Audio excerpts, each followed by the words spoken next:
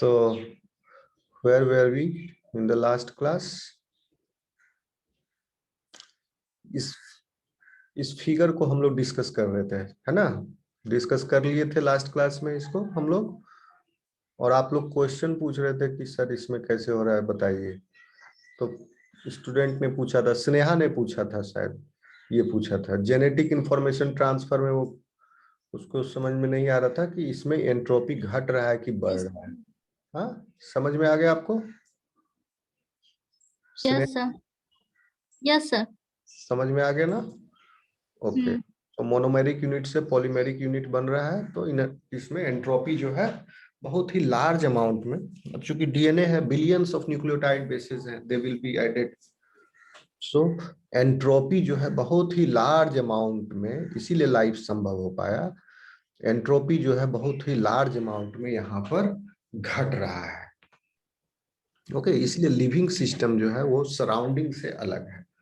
Surrounding में भी क्या हो रहा है, वहां पर कोई एक्सटर्नल फोर्स अप्लाई नहीं हो रहा है, मतलब एक्सटर्नल फोर्स अप्लाई हो रहा है but under nature random forces, तो वहां पर एंट्रोपी जो है अपने आप बढ़ रहा है। But in the living system there is a interplay between anabolism and catabolism. तो ओवरऑल नेट रिजल्टेंट जो है आपका एंट्रोपी जो है लिविंग सिस्टम में एंट्रोपी बढ़ता है, और डेथ होने के बाद एंट्रोपी फिर डिके, लिविंग सिस्टम में एंट्रोपी घटता है, सॉरी, लिविंग सिस्टम में एंट्रोपी घटता है और डेथ होने के बाद फिर एंट्रोपी बढ़ने लगता है। तो ये सब हम लोग लास्ट क्लास में डिस्कस कर चुके थे। अब आगे हम लोग पढ़ते हैं। यहाँ तक किसी को प्रॉब्लम नहीं, कुछ पूछना है किसी को एंट्रोपी से रिलेटेड सवाल? एंट्रोपी को और हम लोग आगे डिस्कस करेंगे, देखेंगे। यहाँ तक किसी को प्रॉब्लम है कुछ? आगे बढ़े?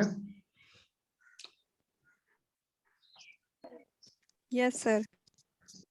ओके, तो एंट्रोपी का लिटरल मीनिंग होता है things fall apart. Entropy means things fall apart, यानी जिस चीज से एक कोई वस्तु अगर बनी हुई है तो उसके जो है पार्ट जो है अलग होंगे, अपार्ट होंगे, टूटेंगे, निकलेंगे। Things fall apart, entropy. तो द टर्म एंट्रोपी, यहाँ पर 2-3 सिनेरियोज हैं जिसके संदर्भ में आपको समझाने की कोशिश की गई है। प्रियंका अपना माइक म्यूट करो, you are not the only one, you are not speaking.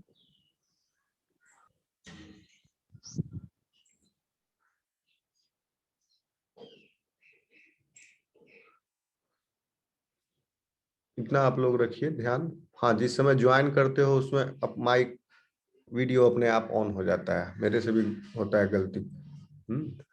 मैं वीडियो हमेशा ऑफ रखता हूँ, लेकिन कभी कभी छूट जाता है, ऑन हो रह जाता है। ठीक है, लेकिन माइक को थोड़ी देर के बाद तुरंत ऑफ कर लो, इतना समझदारी रखो।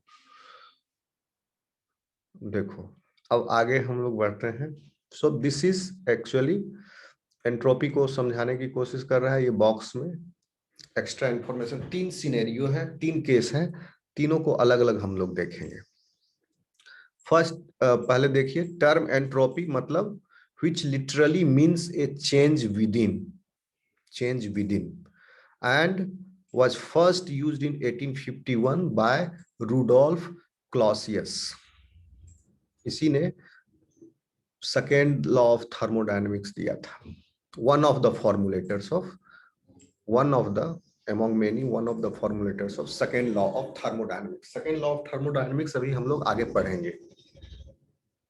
जीरोथ लॉ देख लिए थे, फर्स्ट लॉ देख लिए थे, लेकिन सेकेंड लॉ ऑफ थर्मोडायनेमिक्स पढ़ने से पहले हमको एंट्रोपी अच्छे से समझना पड़ेगा, तभी सेकेंड लॉ ऑफ थर्मोडायनेमिक्स आप समझ पाएंगे। तो पहले एंट्रोपी को हम लोग देखते हैं। It refers what? Entropy refers to the randomness और disorder of the components of a chemical system. लेकिन disorderness of the components of a chemical system, एक केमिकल सिस्टम का क्या कंपोनेंट हो सकता है? केमिकल सिस्टम है तो वो फिजिकल सिस्टम भी है।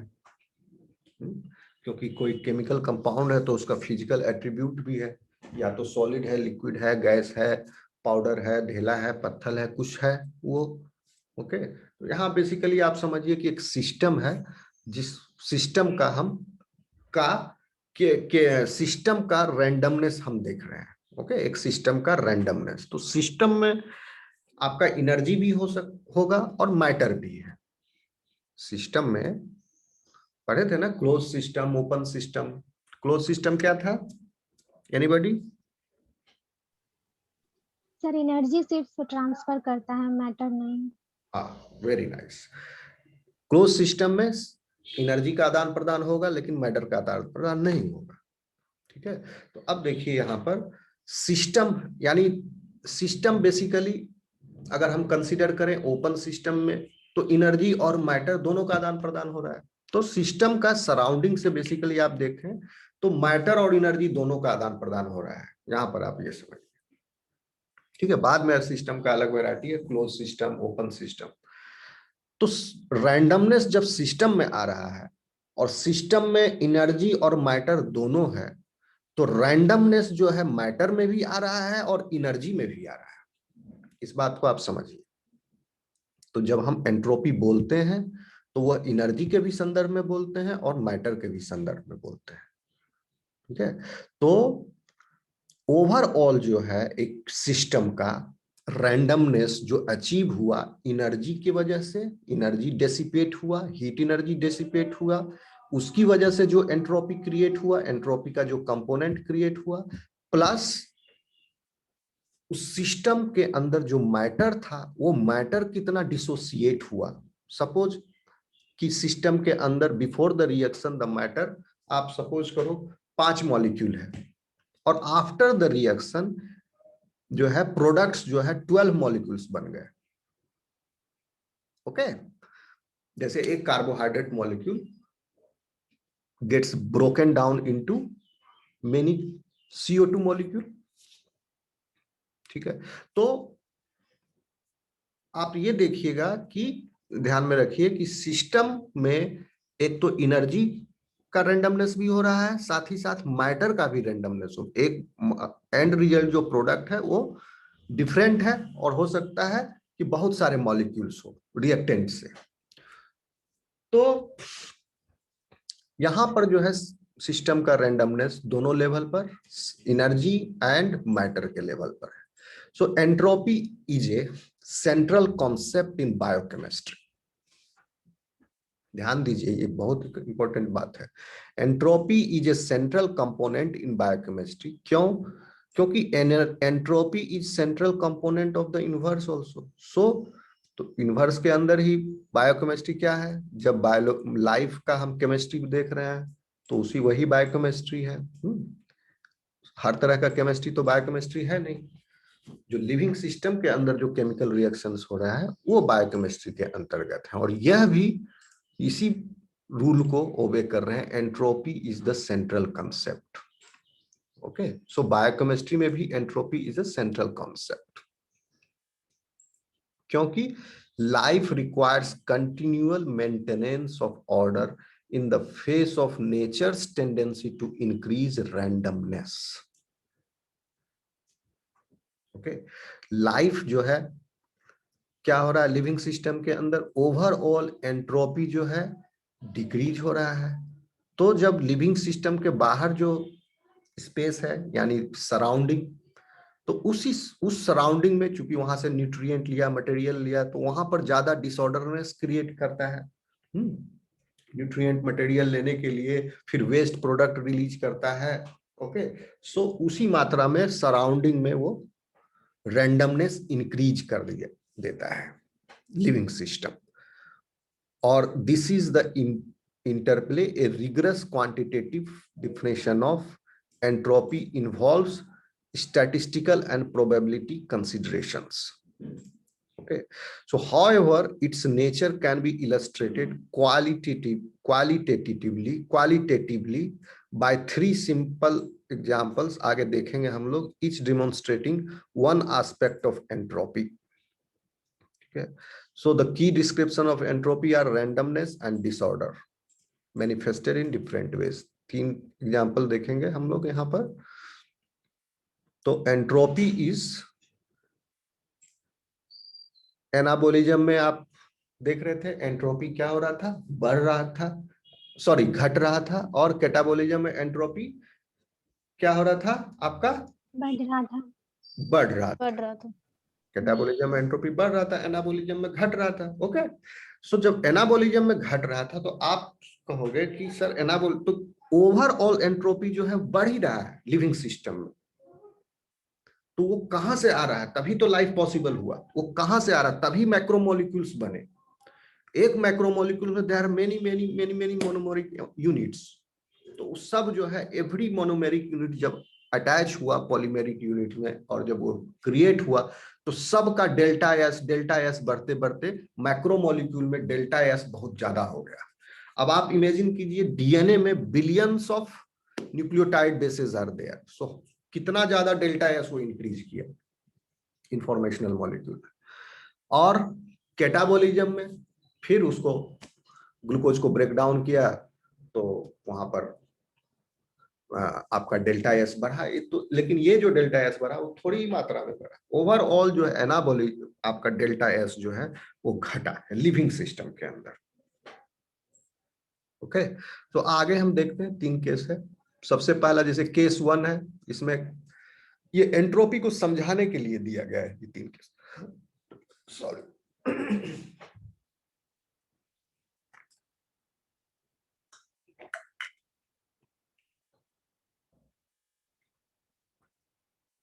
जीरोथ लॉ ऑफ थर्मोडायनामिक्स आप पढ़े थे, बताए थे उसमें।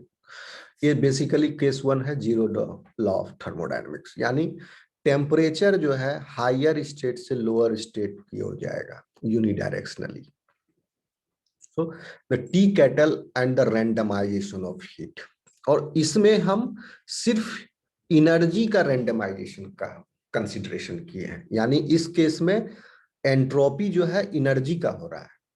ऑल्दो टी केटल से भाप भी निकल रहा है, जब आप गर्म कर रहे हो तो भाप निकल रहा है तो मैटर भी बाहर आ रहा है, उसका भी रेंडमाइजेशन हो रहा है, तो मैटर भी का भी एंट्रोपी हो, लेकिन उसको इग्नोर किया गया है इस केस में। सिर्फ tea kettle and the randomisation of heat, heat का एंट्रोपी है। वी नो दैट, अब देखिए पढ़ते, we know that steam generated from boiling water can do useful work, but suppose we turn off the burner under a tea kettle full of water at 100 degrees Celsius, the system, आपका system है, यहाँ पर system open है समझ लीजिए, कोई ढकनी नहीं लगा हुआ है ऊपर में, ओपन सिस्टम है।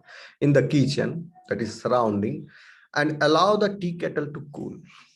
कहने का मतलब हुआ चूल्हा पर आप एक सॉसपेन में पानी गर्म किए, 100 डिग्री सेंटीग्रेड जब उबलने लगा चूल्हा को बंद कर दिए और छोड़ दिए उसको वैसे, तो क्या होगा, धीरे धीरे वो ठंडा हो जाएगा अपने आप। As it cools no work is done, अपने आप ठंडा हुआ, कोई काम नहीं हुआ, अपने आप ठंडा हो गया। बट लेकिन एनर्जी तो था उसमें, आप गर्म किए उसमें एनर्जी था।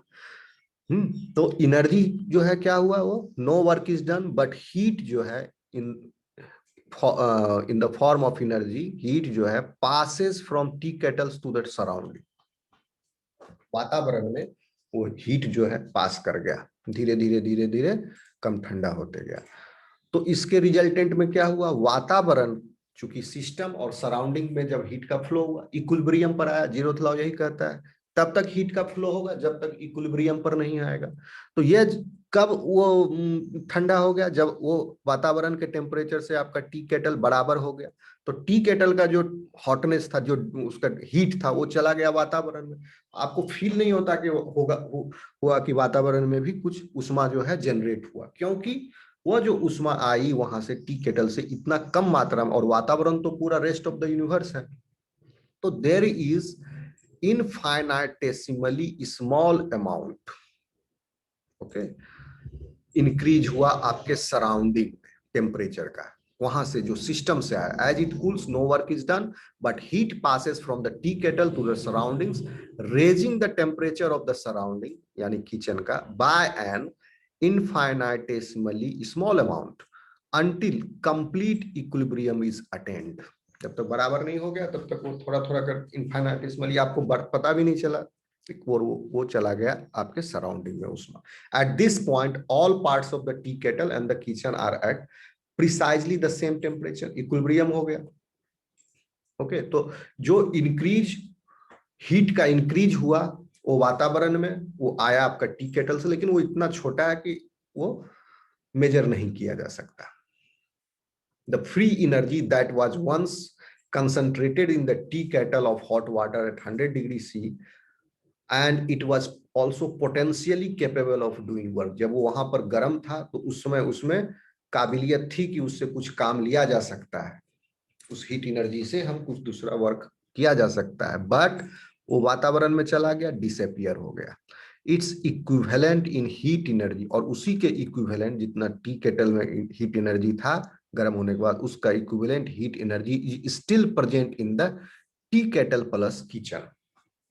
क्योंकि इक्विलिब्रियम पर आया, तो इक्विलिब्रियम पर आया तो इक्विलिब्रियम मतलब क्या, टी केटल और किचन दोनों कंपोनेंट है इसमें, तो वही हीट एनर्जी अब कुछ टी केटल में भी है एंड किचन में भी है, but that energy has become completely randomized throughout and is no longer available to do work.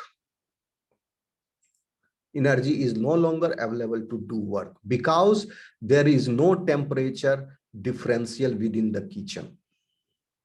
सब जगह समान मात्रा में ऊष्मा बिखर गई, अब वो वर्क करने के लिए अवेलेबल नहीं है। क्यों? क्योंकि एंट्रोपी हो गया, किसका, हीट एनर्जी का। Moreover, the increase in entropy of the kitchen, kitchen का एंट्रोपी इंक्रीज हो गया, द सराउंडिंग्स, और ये क्या है, इरिवर्सिबल है। ऐसा नहीं होगा कि किचन से वापस फिर ऊष्मा घुस जाएगी उस टी केटल के अंदर और फिर से वो 100 डिग्री सेंटीग्रेड पे बॉयल हो जाएगा अपने आप, जो उससे निकल के वातावरण में गई। तो दिस इज इरिवर्सिबल। क्यों इरिवर्सिबल है? क्योंकि हीट का ही नेचर है, वो यूनिडायरेक्शनल होता है, हायर स्टेट से लोअर स्टेट की तरफ फ्लो करता है। जब आप वर्क करोगे उस पर प्रेशर से, क्योंकि क्या होता है, प्रेशर देने पर ऊष्मा सोख ली जाती है, तब वो ठंडा होगा। तो वी नो, जैसे रेफ्रिजरेटर में या किसी एक सिलेंडर से गैस दूसरे सिलेंडर में आप पास करते हो, तो आप फील करोगे कि जिसमें आप दे रहे हो सिलेंडर, खाली सिलेंडर में, वो ठंडा हो जाएगा। तो प्रेशर रिलीज करने से हीट जो है एब्जॉर्ब कर लेता है सराउंडिंग से। We know from everyday experience that heat never spontaneously passes backward इसमें नहीं है, from the kitchen to the tea kettle to raise, तो इसीलिए इरिवर्सिबल है। लेकिन तो यहां पर क्या कंसिडरेशन है, सिर्फ हीट कट किया जिसका एंट्रोपी हो रहा है। इन द सेकेंड केस देखिए, ऑक्सीडेशन ऑफ ग्लूकोज, यहां पर भी मैटर का हो रहा है रेंडमाइजेशन, लेकिन उसको इग्नोर कर किया गया है, सिर्फ हीट को देख रहे हैं। सेकेंड केस में ऑक्सीडेशन ऑफ ग्लूकोज। अब देखिए ये बहुत इंपॉर्टेंट है, किसी को दिक्कत है समझने में, यहां तक कुछ पूछना है किसी को? No sir. No sir. देखिए ये की कंसेप्ट है बायोकेमिस्ट्री में, एनर्जी ड्राइविंग मैकेनिज्म जितने भी है, ऑक्सीडेशन ऑफ ग्लूकोज और फोटोसिंथेसिस। देखिए केस 2 में क्या हो रहा है, entropy is A state not only of the energy but matter. बताया आपको पहले, एंट्रोपी दोनों को हम देखेंगे, एनर्जी और मैटर। एरोबिक यानी हेटेरोट्रॉपिक, जैसे कि हम लोग, organisms extract free energy from glucose obtained from their surroundings by oxidizing the glucose with O2, also obtained from surroundings। अब देखिए हम लोग चूंकि हेटेरोट्रॉप हैं, तो फूड इसी आधार पर, क्योंकि कार्बोहाइड्रेट बाहर से ले रहे हैं, फूड बाहर से ले रहे हैं, इसलिए हम लोग को हेटेरोट्रॉप बोला गया। साथ ही साथ हम लोग क्या है, एरोबिक भी है, ठीक है, हेटेरोट्रॉप भी है and we are aerobic too. तो ये दोनों रिएक्टेंट्स जो है हम कहां से लिए, सराउंडिंग से लिए। ओके, और ये प्रोडक्ट जो हम बनाए CO2 और H2, ये हमारा वेस्ट है, प्रोडक्ट है, ये हम छोड़ दिए। तो इस रिएक्टेंट, ये चूंकि एक स्टेप में आपको यहां पर दिखाया गया, लेकिन इस स्टेप में कई सारे स्टेप समाहित हैं, आप समझिए। Glycolysis, Krebs cycle, okay, electron transporting, oxidative phosphorylation and synthesis of ATP, सब सारा स्टेप्स इसमें समाहित है। ओके, और उस पूरे स्टेप्स को एक में लिख दिया, यानी शुरू में जो रिएक्टेंट शुरू हुआ और लास्ट स्टेप का जो प्रोडक्ट है वो ये है। इनिशियल स्टेप का रिएक्टेंट एंड लास्ट स्टेप का प्रोडक्ट। अब देखिए यहां क्या हो रहा है, एरोबिक रेस्पिरेशन। एरोबिक रेस्पिरेशन में क्या हो रहा है? सांस ले रहे हैं सर। सांस तो ले रहे हैं, लेकिन मॉलिक्यूलर लेवल पर क्या हो रहा है? मॉलिक्यूलर लेवल, ऑक्सीजन दिया जाता है। वो तो आप नाक से सांस ले रहे हो, मॉलिक्यूलर लेवल पर ग्लूकोज के साथ ऑक्सीजन ले रहे हैं और ब्रेक डाउन फूड का होगा डाउन हो रहा है मॉलिक्यूलर सर, ऑक्सीजन के प्रेजेंस में होता है aerobic respiration. Yes yes yes, you are right. Oxygen के प्रेजेंस में क्यों हो रहा है? अब देखिए यहाँ पर इंटरप्ले, ऑक्सीडेशन रिडक्शन हो रहा है। ऑक्सीडेशन रिडक्शन, आप समझिए ऑक्सीडेशन रिडक्शन क्या होता है। और ऑक्सीडेशन और एंड रिडक्शन जो आप नहीं समझोगे तो नहीं समझ में आएगा। आप ऑक्सीडेशन रिडक्शन को समझिए पहले, और ये बात समझिए कि ऑक्सीडेशन रिडक्शन किसका हो रहा है? रिएक्टेंट स्पीसीज का हो रहा है ऑक्सीडेशन रिडक्शन ना, तब जाके प्रोडक्ट बन रहा है। These two are reactant species, तो इसमें से एक का ऑक्सीडेशन और दूसरे का रिडक्शन हो रहा है, जिसके फलस्वरूप हमको ये प्रोडक्ट मिल रहा है। तो हम देखेंगे कि किसका रिडक्शन हो रहा है, किसका ऑक्सीडेशन हो रहा है। ये रिएक्टेंट्स का, कुछ रिएक्टेंट्स का ऑक्सीडेशन और कुछ का रिडक्शन हो रहा है। तो यहाँ पर दो ही दिखाया गया है, सिंपल फॉर्म में है, सिर्फ दो दिखाया है। बहुत सारा कपल्ड रिएक्शंस में एटीपी एडीपी सबको इग्नोर कर दिया गया, वो सब कपल्ड किया गया था यहाँ रिच। आगे देखेंगे हम लोग क्यों कपलिंग से क्या फायदा होता है। क्योंकि फ्री एनर्जी चेंज जो है नीचे हो जाता है। काफी एक्जर्गोनिक रिएक्शन जो नॉन स्पॉन्टेनियस रिएक्शंस जो है उसको कपल कर देने से क्या हो गया, free energy change coupled reactions का निगेटिव हो जाता है, डेल्टा जी, जिससे कि वो रिएक्शन हो जाता है। तो आगे हम बताएंगे आपको, तो उसको अभी इग्नोर कीजिए। आप देखिए कि ये जो दोनों रिएक्टेंट्स हैं, इसमें से एक का ऑक्सीडेशन हो रहा है, दूसरे का रिडक्शन हो रहा है। किसका ऑक्सीडेशन हो रहा है ये बताइए? कार्बन का सर ऑक्सीडेशन हो रहा है, ऑक्सीजन हाइड्रोजन के साथ सर रिडक्शन हो रहा है। देखिए यहाँ पर गलत बोल दिए राहुल जी।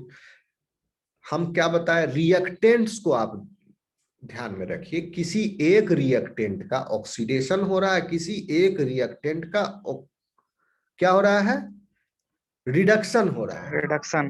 प्रोडक्ट को मत अभी देखो, हमको रिएक्टेंट में बताओ किसका ऑक्सीडेशन हो रहा है। अच्छा पहले ग्लूकोज का सर ऑक्सीडेशन हो रहा है।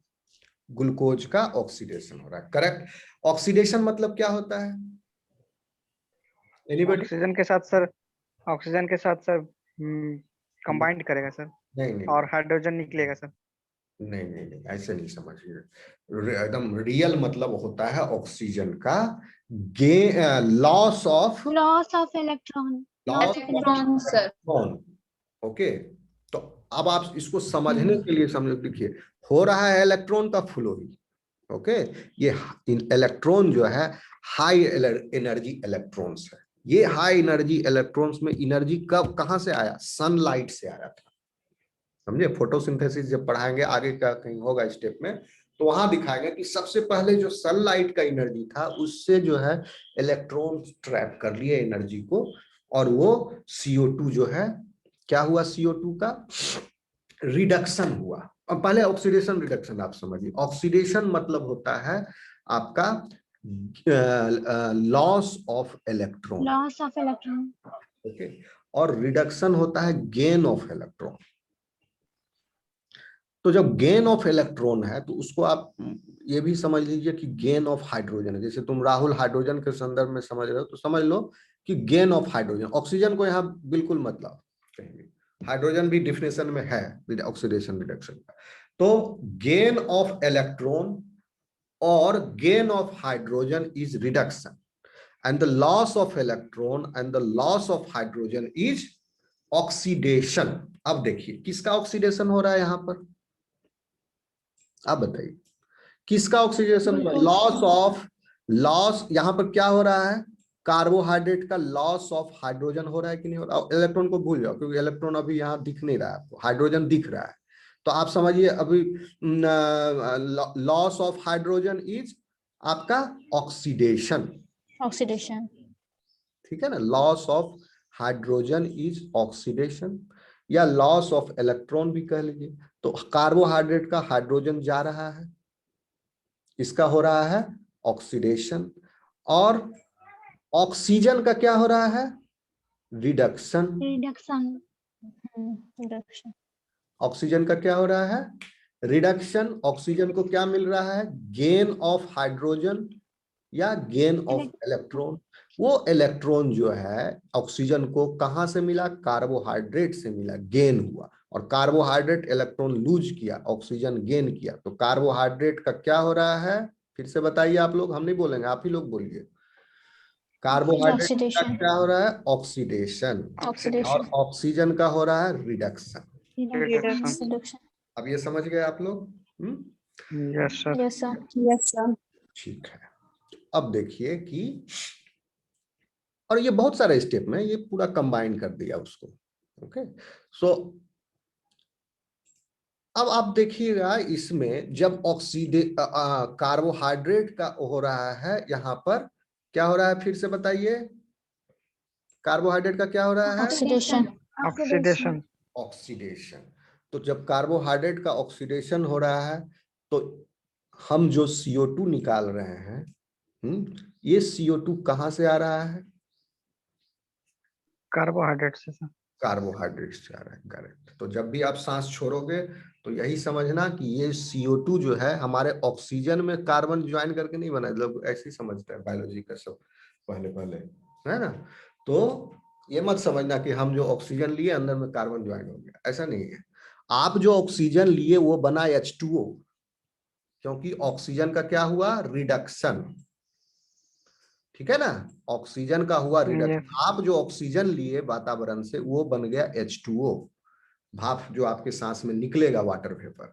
और CO2 आया, चूंकि कार्बोहाइड्रेट का हुआ ऑक्सीडेशन, लॉस ऑफ हाइड्रोजन, तो वो 6 CO2 मॉलिक्यूल अलग अलग हो गया। ये समझ में आया आपको? CO2 का ओरिजिन क्या है? CO2 का ओरिजिन कार्बोहाइड्रेट है। H2O का ओरिजिन क्या है? O2 है।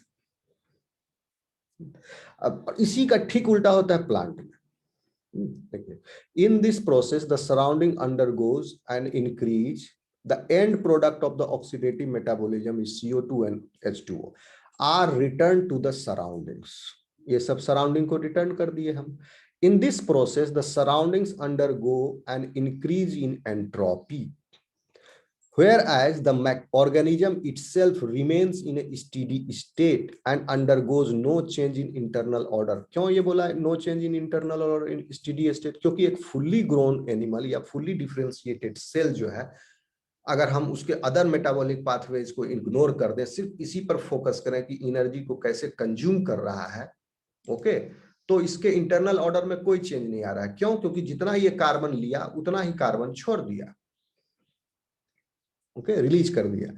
तो where the organism itself maintain a steady state and undergoes no change in internal order, although some entropy arises from the dissipation of heat। चूंकि इसका एनर्जी हर step, कई सारे स्टेप थे, hundreds of steps were there, इसको derive करने के लिए, इसको पाने के लिए, इसके और इसके बीच में जो फ्री एनर्जी चेंज है, okay, free energy of these two and free energy of these two, there is a huge difference।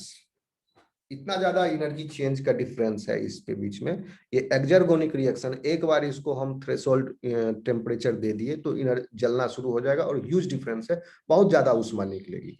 तो उसको हार्वेस्ट करने के लिए स्टेप वाइज मैनर में हम, देयर आर मेनी इंटरमीडिएट्स, थोड़ा थोड़ा करके फ्री एनर्जी चेंज डिक्रीज होते गया, माइनस माइनस थोड़ा करके लास्ट में ये हार्वेस्ट कर लिया गया, ये सिट्ठी बच गया, समझ लो। अब इसको फर्दर ऑक्सीडाइज और रिड्यूस नहीं किया जा सकता है, ये टर्मिनली ऑक्सीडाइज और रिड्यूस्ड है, ठीक ठीक है ना, समझ गए बात को। in the where the organisms remain itself a steady state and undergoes no change in internal order, although some entropy, तो इसमें कुछ हीट भी निकला एंट्रोपी में। और अब मैटर के लेवल पर देखिए कैसे एंट्रोपी बढ़ा। देखिए 7 मॉलिक्यूल था यहाँ पहले, ये फिगर दिख रहा है आपको, इसको बैलेंस कीजिएगा रिएक्शन को। मेरी आवाज आ रही है आप लोगों तक, समझ में आ रहा है? Yes, sir. Yes sir. अगर इस रिएक्शन को बैलेंस करेंगे तो 1 molecule of carbohydrate was there initially, and 6 molecule of oxygen was giving rise to क्या 6 molecule of H2O and 6 molecule of H2O, CO2 and 6 H2O। अब देखिए एक हो गया ग्लूकोज कार्बोहाइड्रेट, ये ब्लैक डॉट दिख रहा है आपको, यस सर। एक कार्बोहाइड्रेट का मॉलिक्यूल हो गया और 6 ठो आपका ऑक्सीजन हो गया O2, तो 6 एक 7 मॉलिक्यूल हो गया।